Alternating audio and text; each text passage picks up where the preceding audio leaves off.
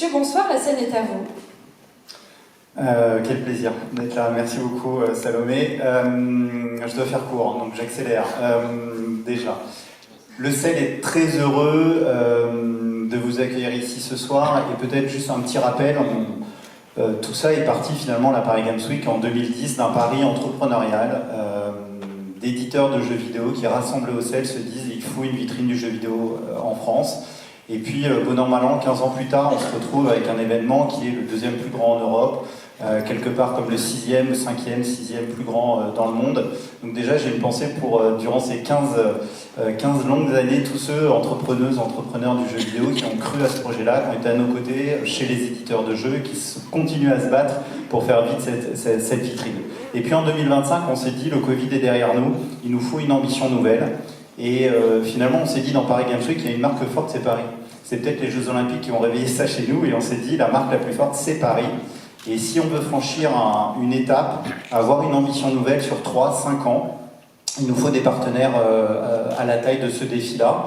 Et on a eu la chance de trouver sur ce chemin-là deux partenaires incroyables. D'une part, GL Events, organisateur entre autres des Jeux Olympiques de Paris 2024, et puis Filmalac Entertainment, qu'on ne présente plus, on est chez eux quelque part au Théâtre Marigny, acteurs incontournables du spectacle vivant et de la culture, qui nous ont dit nous cette aventure elle nous plaît bien, on va venir à vos côtés, vous les fous du CEL, et on va essayer de redresser, de relancer sur une nouvelle page la Paris Games Week. Et donc je suis très heureux d'avoir ces deux partenaires à mes côtés, je leur cède la parole tout de suite, et on continue l'aventure avec vous. Je cède la parole à Zakaria El Asri de GL Events, directeur innovation de GL Events. Nicolas, écoute, au nom de GL Events, je tenais à vous dire que nous sommes ravis aussi, ravis de rejoindre cette belle aventure de la PGW et de faire ce bel attelage. Mais merci de la confiance que Nicolas et James nous ont accordée, ainsi qu'aux équipes de Filmalac pour relever le beau challenge et de concrétiser une ambition très forte pour la Paris Games Week. Cette ambition, elle est autour de trois piliers. Le premier, c'est de consolider le rôle de la Paris Games Week comme le rendez-vous incontournable entre les communautés de gamers et les entreprises du jeu vidéo.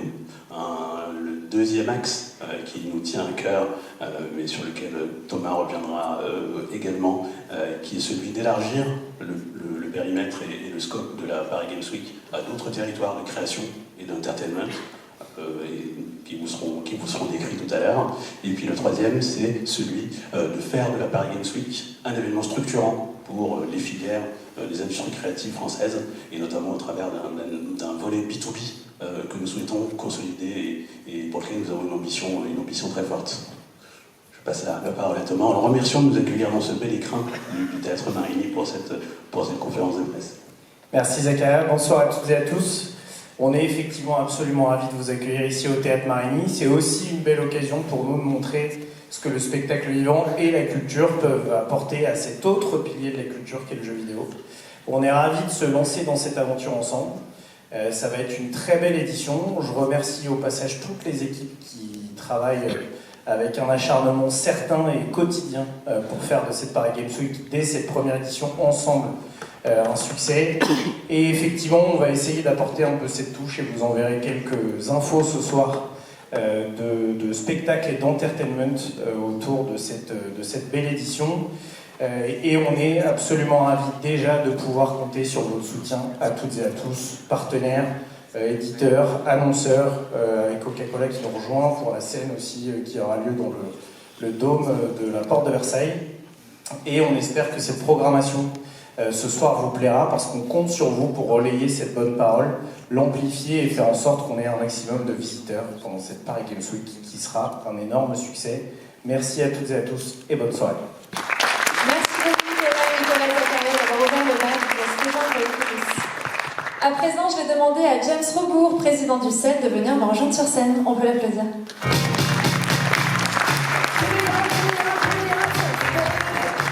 Bonsoir James, merci beaucoup d'être avec nous. Vous allez nous faire ce soir une présentation exclusive des derniers chiffres et tendances sur la pratique du jeu vidéo en France.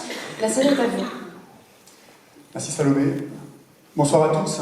Alors avant qu'on rentre dans la partie contenu de programmation, on va jouer à un petit jeu vidéo qui est celui en fait des chiffres. C'est toujours intéressant de voir en fait comment le jeu vidéo est un phénomène et comment il a pu se développer depuis quelques longues décennies.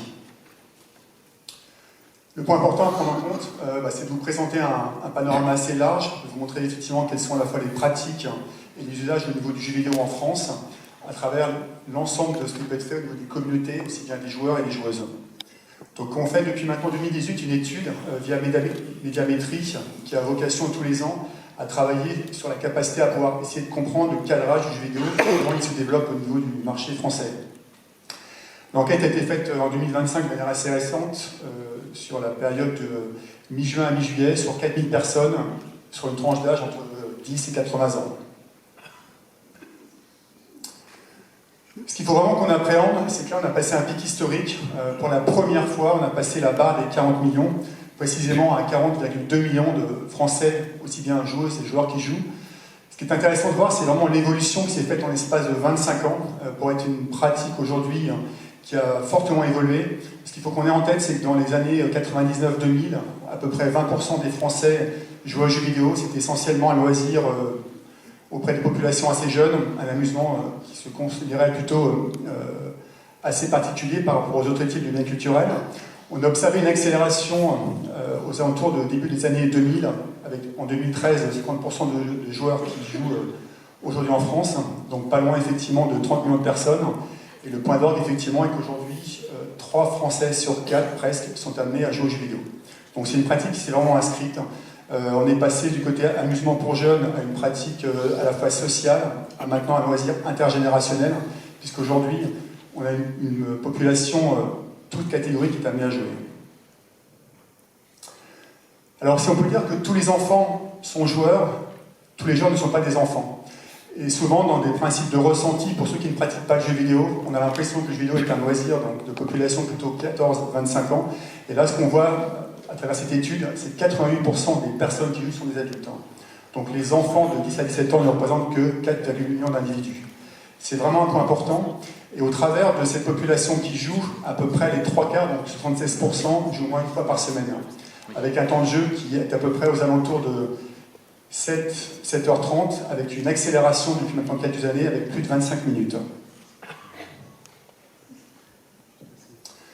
Autre trait véritablement important, c'est de voir aujourd'hui cette notion de parité au niveau des joueurs, puisque on a presque effectivement un joueur sur 2 qui est une joueuse. Et le point qui est aussi vraiment notable, c'est quand on voit de manière assez récente sur la population qu'on qualifiera Gen Z, quels sont les types de joueurs, on se rend compte que ce sont les femmes qui véritablement commencent à être de plus en plus joueuses par rapport à leurs confrères masculins. Et le point important, c'est de voir l'accélération qu'on a pu avoir sur 2024. On a plus de 800 000 nouvelles joueuses qui commencent à être encore plus des pratiquantes. C'est vraiment un point majeur. Alors, est-ce que c'est lié à des plateformes, à des supports qui aujourd'hui les intéressent plus? On est aussi tenté de croire que l'offre vidéoludique s'est également développée et l'usage et le choix des femmes s'est porté sur de nouvelles créations. Ce qui est intéressant de voir, c'est que dans la pratique du jeu vidéo, donc, il y a différents types de supports. Vous connaissez tous en fait les 3 principaux types de supports, que ce soit les consoles, les PC et les smartphones. Les smartphones étant effectivement un peu plus récents en tant que tels. Et ce que l'on voit aujourd'hui, ce qui est vraiment un fait notable, c'est que quand on est joueur, l'idée c'est qu'on veut jouer un peu à n'importe quel moment, avec un peu différents types de personnes, différents types de jeux, et chaque support correspond à un type véritablement de plaisir vidéoludique. Et ce qu'on retrouve, c'est que souvent les joueurs sont dans une configuration à apprécier le fait d'être sur la fois console et smartphone, console et ordinateur, ou ordinateur et smartphone. Et on a même par exemple 15% des personnes qui sont des vrais joueurs qui travaillent sur les 3 types de supports. Donc il y a une vraie accélération par rapport à ça. Ce qu'on a souhaité faire cette année donc, au niveau du CEL, avec Médiamétrie, c'était de mesurer un élément assez important. C'est que quand vous preniez initialement la population des joueurs, parfois les joueurs ne se sentaient pas forcément compris ou bien perçus par des communautés. Et la configuration qu'on leur a demandé cette année, c'est véritablement, est-ce que vous vous considérez comme étant un joueur? Et ce qu'on retrouve aujourd'hui, c'est qu'on a presque 4 joueurs sur 10 qui se considèrent comme gamers. Et c'est vraiment une marque identitaire très forte pour 3 raisons. La première, ça veut dire qu'ils s'inscrivent dans une dynamique de long terme sur cette pratique-là. Le deuxième élément, ils vont participer à des événements en l'occurrence des événements comme la Paris Games Week, une capacité également à s'informer fortement sur l'univers du jeu vidéo dans toute sa globalité, par des médias classiques ou par les réseaux sociaux, et également rentrer dans une dynamique parfois plus compétitive à travers la partie sport. Et ça, c'est vraiment un point important. Et c'est d'autant plus marqué sur la population des 10-30 ans, où là, on a presque 6 personnes sur 10 qui se considèrent comme gamers. Donc il y a une vraie reconnaissance maintenant et un statut qui s'identifie sur la partie des joueurs. Ce qu'on observe aujourd'hui, c'est une accélération de la pratique du jeu à plusieurs, que ce soit en ligne ou en local. On a aujourd'hui à peu près 2/3 des joueurs et des joueuses qui jouent en mode multijoueur. C'est un vrai intérêt en termes d'interaction sociale. Ce qu'on peut observer aujourd'hui, c'est qu'il y a une accélération très forte au niveau des jeunes adultes, puisqu'on a plus de 7 points en 2024. Donc la dimension d'interaction se fait de plus en plus prégnante. Et un point qui est important, c'est qu'on a souvent pris le jeu vidéo comme étant un média d'isolement, où effectivement les gens qui jouaient étaient à même de sortir des relations sociales. Et ce que tend à montrer l'étude d'année en année, c'est qu'aujourd'hui le jeu vidéo est un vrai média d'interaction sociale. Et sur la population des 16-30 ans, il s'avère qu'aujourd'hui, un joueur sur deux s'est fait des amis à travers le jeu vidéo. Et pas seulement pour jouer aux jeux vidéo, mais également pour se retrouver en extérieur, à partager un verre, à faire une partie de football. Et ça, c'est vraiment un point important. Et ça rebondit sur le point de la notion où on s'assume comme étant un joueur. Point important, dans le cadre des missions du CEL, on travaille sur tout ce qui est pratique responsable, pour à la fois aussi bien les enfants qu'également les jeunes adultes. On est très attentif à la notion de contrôle parental, qui est en l'occurrence très bien développée au niveau des consoles à travers le système PEGI. Et ce qui est intéressant à voir, c'est que 2/3 aujourd'hui des parents sont vraiment attentifs au contrôle parental et une pratique responsable auprès de leurs enfants. Et ce qui est d'autant plus marquant, c'est quand vous êtes parent de joueurs, ou même parent joueur, vous avez véritablement encore une plus grosse implication, vous allez rentrer dans ce système-là et faire en sorte que cette notion de contrôle parental soit parfaitement appréhendée. Et ce qu'on retrouve, c'est qu'aujourd'hui, quand les parents, par exemple, ne sont pas joueurs, c'est là où souvent le contrôle parental n'agit pas, quoi. Donc la bonne connaissance du jeu vidéo, en l'occurrence quand on n'est pas en joueur, permet de faciliter la notion de contrôle parental. Donc après ces quelques chiffres, je vais passer la main sur la partie contenu de programmation. Merci à vous. Merci beaucoup, James, pour cette présentation. Merci beaucoup d'avoir été avec nous aujourd'hui. Et j'en profite pour vous indiquer que vous pourrez retrouver l'ensemble de ces informations dans le communiqué du CEL qui est sorti aujourd'hui sur leur site internet et un communiqué de presse qui vous sera communiqué dans la soirée. Ainsi, nous sortons de la phase tuto et générique de la 14e édition de la Paris Games Week. On va voir à présent ensemble le plan du salon avec ses différents espaces, la programmation, les conditions d'accès et quelques changements cette année. Mais pour commencer, découvrons ensemble quelles seront les nouveautés sur le salon. Regardez. Ça s'annonce comme un rendez-vous immanquable avec une programmation réinventée et audacieuse. Et alors du 30 octobre au 2 novembre, le plus grand événement gaming et pop culture de France revient, toujours à Paris Expo Porte de Versailles. Et cette année, la Paris Games Week passe en mode nocturne.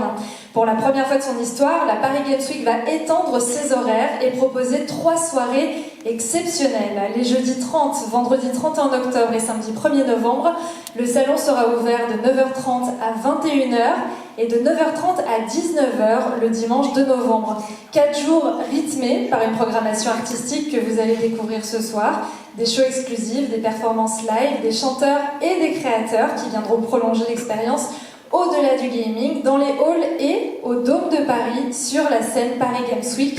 Coca-Cola, une scène qui, pour la première fois dans l'histoire de la Paris Games Week, hébergera chaque soir de 18h30 à 23h30 des night sessions. On rentrera un peu plus en détail dans la programmation en fin de conférence. Alors à présent, je vais vous présenter tous les billets et passes disponibles pour l'événement. Et on commence avec une surprise, puisque cette année encore, il y aura une avant-première qui aura lieu le 29 octobre. Mais cette fois-ci, la Paris Games Week propose des billets au public mis en vente vendredi 26 septembre à 10h avec une jauge très limitée, et ce sera donc la Paris Games Night. Concernant maintenant les billets d'accès au salon du 30 octobre au 1er novembre, on aura tout d'abord les passes 1 jour, 2 jours ou 4 jours.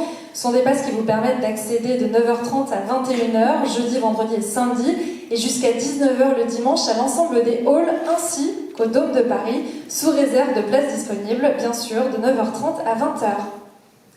Nouveauté très attendue en 2025, on introduit cette année le Pass Premium. Alors le Pass Premium, ça vous offre une expérience VIP les jeudis 30, vendredi 31 et samedi 1er novembre, qui va inclure pour le public un accès anticipé au salon à 9h au lieu de 9h30, une entrée prioritaire, des entrées et sorties illimitées toute la journée dans le hall et dans le Dôme de Paris, mais surtout une place garantie aux événements Night Session qui se déroulent dans le Dôme de Paris de 18h30 à 23h30. Et alors, cherry on the cake, un pack goodies qui est offert et un bon de réduction valable à la boutique officielle si le public prend le pass premium. Ça ne se rate pas. Ça fait beaucoup d'infos, mais vous verrez, tout sera beaucoup plus clair en fin de conférence et puis vous aurez toutes les informations dans le petit communiqué à l'issue de cet événement. Autre nouveauté, cette année, la Paris Games Week a la chance d'être accompagnée par l'artiste Big Flo en tant que consultant artistique et il a tenu à vous adresser quelques mots en vidéo ce soir. Regardez. De découvrir ensemble le plan de la Paris Games Week 2025 qui s'affiche en ce moment. Alors c'est un plan interactif que vous allez pouvoir découvrir. On va revenir par la suite sur chacune des différentes zones en détail et ce qu'elle va pouvoir proposer. On a des intervenants également qui vont vous en dire plus sur certaines des zones. C'est une Paris Games Week 2025 qui est pensée pour tous les publics. Les visiteurs vont plonger dans un parcours pensé autour de grands univers thématiques. C'est un événement qui va rassembler les fans de pop culture, les familles, les professionnels et même les jeunes qui sont en quête d'orientation. Et vous le savez, comme la Paris Games Week est avant tout et surtout un événement majeur qui est dédié aux gamers, on va découvrir ensemble ce soir les premiers jeux qui seront jouables sur le salon cette année. Regardez. Sur les différents espaces de la Paris Games Week, on va commencer tout de suite avec la Paris Games Week Gaming. Alors il y a tout d'abord la zone éditeur et constructeur, où les plus grands éditeurs et constructeurs consoles et PC seront présents. Ils vont proposer des expériences inédites autour de leurs derniers jeux et nouveautés technologiques. Et si vous avez déjà foulé les allées du salon, vous savez que c'est the place to be pour attraper les t-shirts et vivre des moments mémorables face à la scène. La zone rétro gaming ensuite, un espace incontournable pour découvrir ou redécouvrir les classiques qui ont marqué des générations dans un esprit de brocante pour le plaisir des passionnés et des avides de découverte.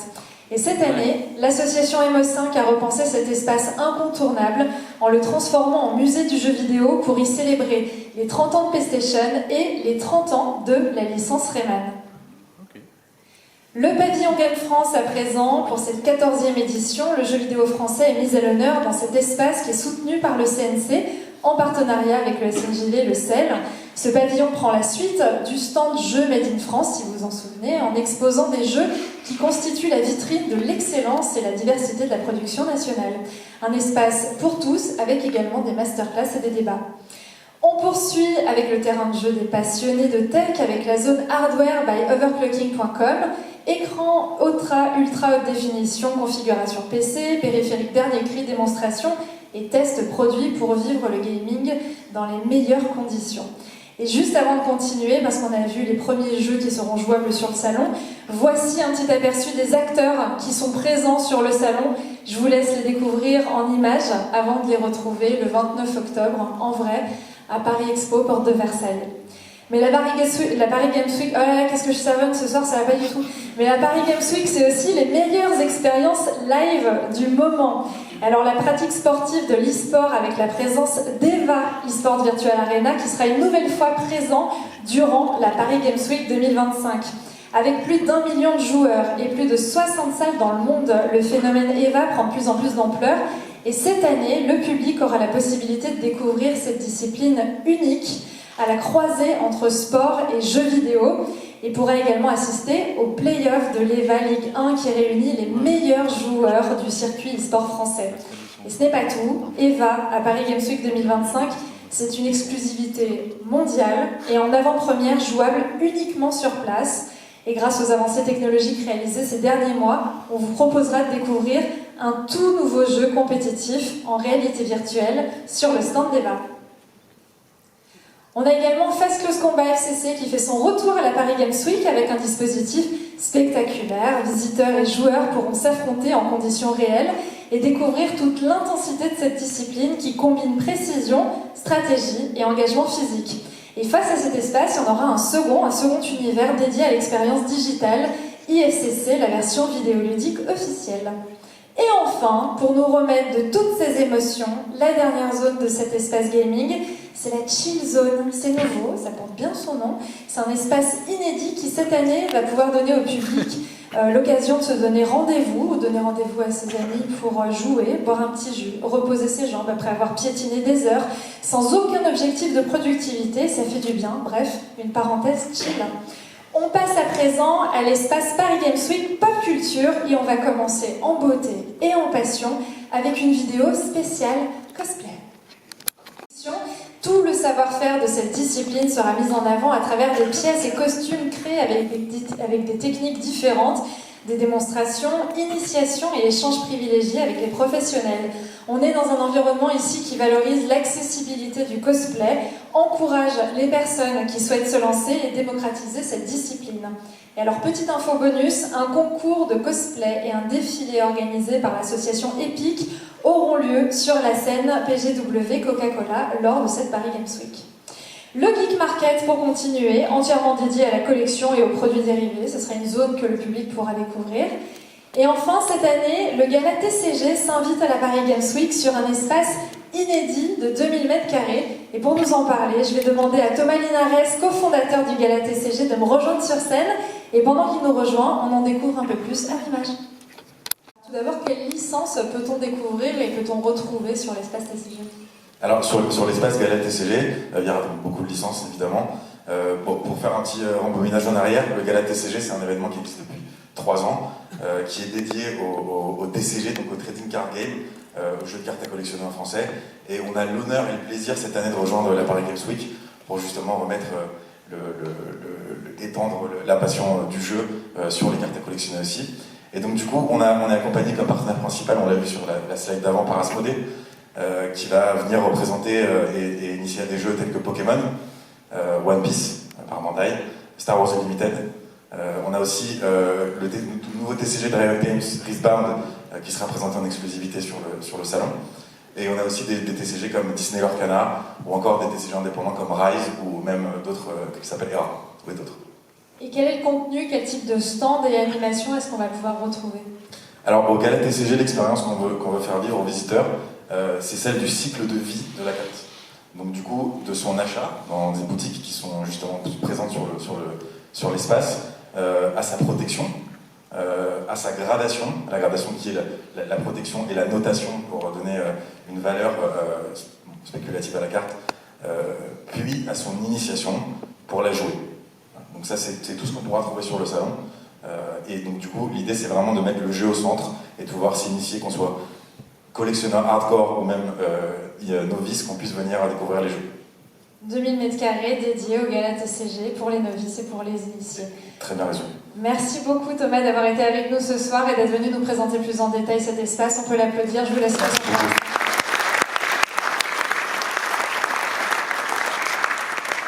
On continue notre visite guidée. Attendez, je vérifie que vous ne tombiez pas parce que c'est dans le noir.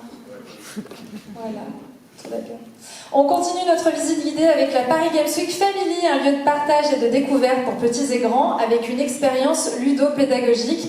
Cette zone mêle une offre gaming et numérique adaptée, avec des contenus éducatifs, pour accompagner les visiteurs et favoriser une pratique sereine du jeu vidéo et du numérique. Il va y avoir également une sélection de jeux et jouets à tester en famille et des expériences de marque qui vont plonger les petits et les grands dans leur univers préféré. Vu qu'on a un petit peu le temps, je vais faire du name dropping. Il y aura Astrobot, Kirby et le monde oublié, Nintendo Switch 2 édition, Dora Sauvetage en forêt tropicale, Paw Patrol Rescue Wheels, Rayman Legend, Kung Food, Astérix et Obélix, Mission Babylone et plein d'autres. Et tout ça, ce sera à retrouver sur la Paris Games Week Family. Autre nouveauté de cette édition 2025, l'espace des écoles a été totalement repensé pour devenir la Paris Games Week Campus, là où naissent les vocations. Un espace dédié à la formation et à l'orientation professionnelle dans l'univers du jeu vidéo. Il y aura des écoles qui seront présentes proposant des formations en création numérique, en coding, en game design, en animation, en jeux vidéo, ainsi que des organismes de recrutement mobilisés pour accompagner les visiteurs dans la découverte des métiers du secteur. Cette zone sera composée de stands, de salles de réunion dédiées, avec de prises de parole sur la scène Agora, des témoignages d'experts et des retours d'expériences inspirants. Antépénultième zone, ce qui veut dire l'avant-avant-dernière de cette conférence de presse, et pour sa deuxième année consécutive, la Paris Games Week Business by CMS. Je vous propose de regarder une petite rétrospective en vidéo avec les nouveautés de cette édition 2025 numérique. Et Anne-Laure Villedieu, avocate associée et directrice générale chez CMS Francis Lefebvre. On peut les applaudir. Bonsoir Paul, bonsoir Anne-Laure. Alors tout d'abord, pourquoi est-ce que ce partenariat vous tient à cœur ? Alors, ce partenariat, vous l'aurez compris, en fait, cette partie de la Paris Games Week, elle est dédiée au business, aux professionnels. Donc, ce partenariat, il nous tient particulièrement à cœur parce qu'il concerne les professionnels qui vont pouvoir échanger sur les enjeux et le futur de l'activité du jeu vidéo. Après une première édition qu'on a trouvée très très réussie l'année dernière, on est vraiment très enthousiaste à l'idée de pouvoir participer à la seconde édition parce que notre ambition avec le CEL, c'est de faire de cet espace un lieu absolument incontournable des échanges entre acteurs du jeu vidéo. On y tient aussi beaucoup parce que en fait on est un cabinet qui a une grande expertise dans le domaine du jeu vidéo, dans le domaine du e-sport. On accompagne nos clients au quotidien sur leurs problématiques fiscales et juridiques dans le domaine du jeu vidéo et très clairement c'est une activité à laquelle cette scène c'est une scène à laquelle on veut participer, c'est-à-dire que comme on les connaît bien, on veut participer à cette réflexion sur les enjeux et sur le futur et avec le CEL, effectivement on s'est dit que c'était vraiment important, c'était une demande croissante dans le domaine du jeu vidéo et dans cette industrie-là que d'avoir un espace dédié aux échanges entre experts et voilà pourquoi on veut y participer. Alors concrètement, la Paris Games Week Business, c'est quoi ? La Paris Games Week Business, c'est une véritable scène de débat. L'objectif, c'est de rassembler les professionnels de l'industrie pour qu'ils puissent confronter leurs opinions, partager leur expérience, mais aussi anticiper ensemble les évolutions majeures de l'industrie, qu'elles soient juridiques ou non. Et pourquoi la Paris Games Week ? Parce que la Paris Games Week, c'est un salon majeur pour les consommateurs et ça permet de rassembler au même moment et au même endroit les professionnels de l'industrie. Que peut-on attendre de cette édition 2025 au sein de la Paris Games Week Business ? Un programme riche, 2 jours de conférences organisés autour de 4 grandes verticales. Alors, on aura tout d'abord le jeudi matin Future of Gaming, avec notamment un sujet sur les grandes évolutions auxquelles vont faire face l'industrie du jeu vidéo, par exemple l'immersive gaming ou encore l'intelligence artificielle. Également, on aura le jeudi après-midi Exploring Cross-Industry Opportunities, où l'idée, c'est vraiment de voir les opportunités qu'a l'industrie du jeu vidéo par rapport à d'autres industries. On va donner des exemples, par exemple, que ce soit dans la mode, le sport ou encore la musique, et aussi quels sont les défis juridiques autour de ces initiatives cross-industry. Ensuite, pour le deuxième jour, le vendredi matin, Investing Games, ce sera une matinée dédiée à l'investissement dans le jeu vidéo, et un focus sera fait sur la French Touch. Et par exemple, dans la French Touch, on a pas mal de succès, notamment Clair Obscur Expédition 33, et on reviendra sur ces succès de la French Touch. Et enfin, pour terminer, le vendredi après-midi, Tech in Games, où on fera un focus sur l'impact des nouvelles technologies sur le monde du jeu vidéo, qu'il soit encore une fois juridique ou non. Et donc en fait, ces 2 jours de conférence, c'est vraiment un moment au cœur de la Paris Games Week pour se retrouver, échanger, débattre, se rencontrer au cœur du monde du jeu vidéo français. Merci beaucoup Anne-Laure, merci Paul, c'est beaucoup plus clair comme ça. On peut les applaudir, je vous laisse. Merci. On continue à présent la visite guidée avec un autre endroit incontournable de la Paris Games Week. Il s'agit de la Fan Zone. C'est l'endroit où on se rassemble pour vivre les temps forts du salon, les animations, les happenings, le tout entre fans et retransmis sur écran géant. Enfin, grande nouveauté de cette édition, je vous en parlais en début de conférence, le Dôme de Paris devient la scène vibrante Coca-Cola de la Paris Games Week. Et en devenant le partenaire officiel de la scène, Coca-Cola accompagnera ce nouvel espace avec des contenus exclusifs d'entertainment. Et je vous propose de regarder tout de suite une petite vidéo. Des performances artistiques live, des shows exclusifs et des sessions inédites avec les plus grands créateurs de contenu et streamers. Et un nouveau format qui affirme le positionnement de la Paris Games Week, un salon multi-expérientiel, tourné vers l'avenir, fidèle à ses communautés et ouvert à toutes les générations de joueurs et de joueuses. Et puisque nous parlons d'e-sport, il sera le cœur vibrant du Dôme. On regarde tout de suite un petit teaser e-sport. Directeur e-sport de Webedia et conseiller e-sport de la Paris Games Week, on peut l'applaudir. Bonsoir. On parle du programme e-sport ? Vas-y. Eh ben oui, l'e-sport a toujours été une brique importante de la Paris Games Week depuis toujours. On se rappelle de la scène ESWC pendant des années qui est devenue la grande scène de la Paris Games Week qui cette année devient la très grande scène de la Paris Games Week puisqu'on débarque au Dôme avec un programme avec des compétitions nationales, des compétitions internationales, mondiales. Donc voilà le programme. Dimanche, on clôturera la Paris Games Week. On est très heureux de le faire avec la finale des IMEA Masters, en quelque sorte la Ligue des champions européenne de League of Legends, à laquelle participent les clubs qui sortent des ligues nationales comme la LFL en France. Donc on espère voir la Carmine qui a gagné beaucoup d'éditions des IMEA Masters ou une autre équipe de l'FL. En tout cas, ce sera le dimanche soir avec une billetterie spécifique. La Coupe de France slash la chaîne de France Télévisions de Rocket League, ça c'est une nouveauté, ça a été annoncé lors des Worlds de Rocket League il y a quelques jours à Lyon et on est heureux d'accueillir les finales de cette première Coupe de France de Rocket League à laquelle participent les plus grandes équipes françaises parmi les plus grandes mondiales, Carmine Corp, Vitality, Gentlemet. On les verra donc le samedi à la Paris Games Week avec un simple billet, pas besoin de payer plus cher pour aller dans le Dôme. Le même jour, on aura la Trackmania World Cup, et ça on est très fiers, c'est un jeu français, Trackmania, qui a toujours été à la Paris Games Week. Il y a eu beaucoup de compétitions par le passé, et depuis 2 ans, on accueille les finales mondiales, et ça a beaucoup de succès. Et puis enfin, on est très fiers d'accueillir pour la première fois, la première édition des Game Changer Rising, c'est la Coupe d'Europe féminine de League of Legends et donc les 2 meilleures équipes féminines s'affronteront pour ce premier trophée. Ce sera le vendredi, là aussi, dans le Dôme de Paris. Merci beaucoup Bertrand pour cette présentation, on a hâte d'y être du coup. Moi aussi, on va pas s'ennuyer. On se retrouve sur place. On se retrouve sur la Paris Games Week, merci beaucoup, on peut l'applaudir. Découvrons à présent la programmation de la scène Paris Games Week Coca-Cola au cœur du Dôme. Et on va commencer tout de suite, elle s'affiche derrière moi, avec la programmation de l'avant-première, mercredi 29 octobre. Je vous le rappelle, les billets seront mis en vente vendredi 26 septembre à 10h avec un nombre de billets limité.